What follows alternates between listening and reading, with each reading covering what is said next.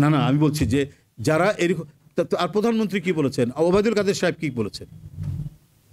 তো এই যে কথার মধ্যে যে মানে দ্বিচারিতা, কথার মধ্যে যে এই যে বৈপরীত্য, তো এটাতেই তো প্রমাণিত হয় যে এরা বিভ্রান্তি সৃষ্টি করাই তাদের কাজ। এই সরকারকে পৃথিবীর, দেখুন গভর্নমেন্ট টু গভর্নমেন্ট একটা ইয়ে, মানে সেটা তো সবাই কথা বলতে পারে, ইয়ে করতে পারে, কিন্তু এর যে বৈধতা, এই স্বীকৃতি গণতান্ত্রিক বিশ্ব দেয়নি। এটা আপনারা আপনারা নিশ্চিত জেনে থাকতে পারেন।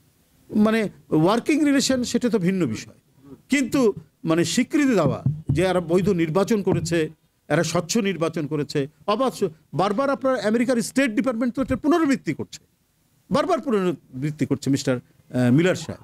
তাহলে আর কি থাকতে পারে?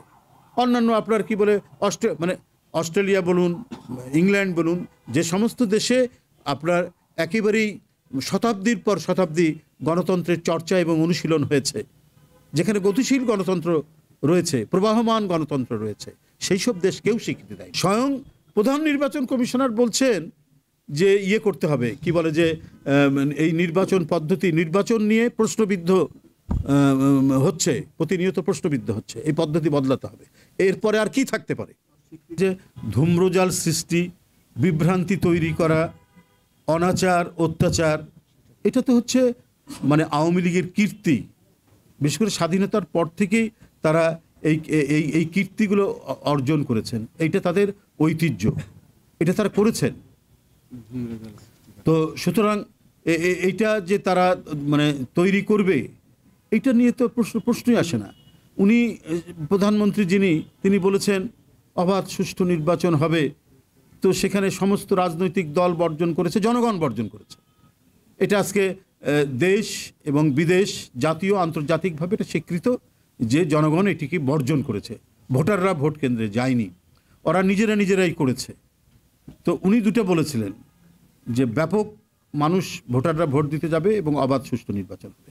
নিজেরা আমরা মামুরা আমি ডামির নির্বাচনেও তারা হানাহানি করেছে, মারামারি করেছে, কারচুপি করেছে।